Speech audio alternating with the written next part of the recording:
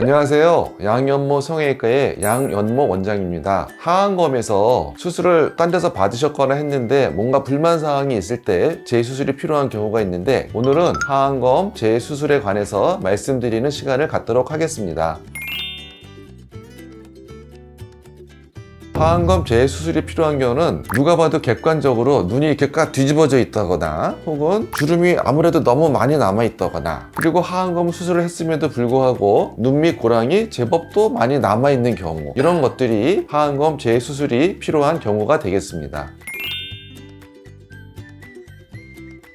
일단 환자분이 오셨는데 하안검 재수술을 하려면은 뒤집어진 게 싫은지, 눈물 고랑이 싫은지, 어떤 게 싫은지, 싫은 거를 파악을 하고요. 파악이 됐다고 해서 무조건 재수술로 교정이 되는 것은 아닙니다. 남아있는 피부가 충분한지, 혹은 피부를 도저히 더 당길 수 없는 상태인지, 아니면은 이전에 수술 받은 병원에서 재배치 수술을 안 했을 때는 피부 제거를 하지 않으면서도 재배치를 할 수가 있거든요. 즉, 원래 어떤 수술을 받았는지 개념도 되게 중요하고요. 만일 타 병원에서 하안검 지방 재배치술을 받으셨다면 이렇게 보통 설명을 드리는데, 맹장 수술을 잘 받았다면 맹장 수술을 또 할 수가 없겠죠. 하안검 지방 재배치술도 마찬가지입니다. 잘 됐다면 또 할 필요가 없는 게 눈물 고랑을 없애는 하안검 지방 재배치술입니다. 그렇지만 이런 지방 재배치를 하지 않고 단순하게 하안검에서 지방 제거만 하거나 피부만 조금 잘라내거나 했을 때는 시간이 지나면 눈물 고랑이 다시 생기는 경우가 많기 때문에 어떤 수술을 받았는지 파악하는 것도 아주 중요하다고 할 수 있겠습니다.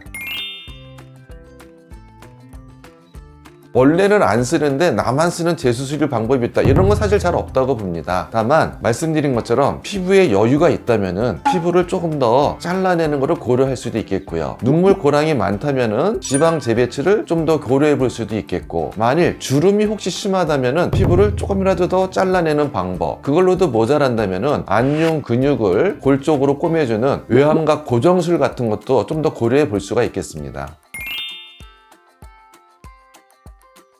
하안검 재수술은 반드시 수술 안 한 듯이 다 좋아질 수 있는 건 아닙니다. 집으로 치면 리모델링과 마찬가지죠. 재건축이라면 아무것도 없던 곳에서 원하는 새로운 모양을 만들 수 있겠지만, 리모델링은 있던 구조에서 뭔가 조금 바꿔주고 더 넓게 하고 좁게 하고 이런 식으로 바꿔주는 것이기 때문에, 하안검 재수술은 피부가 모자라다면 더 해줄 수 있는 게 많이 적고요. 피부가 남는다면 좀 당겨줄 수도 있는 것이고, 그렇기 때문에 수술 전에 충분히 상담을 통해서 수술에 제한 목표가 있다는 것을 알고 하셔야 수술 후에 불만족이나 그런 게 적을 수가 있겠습니다.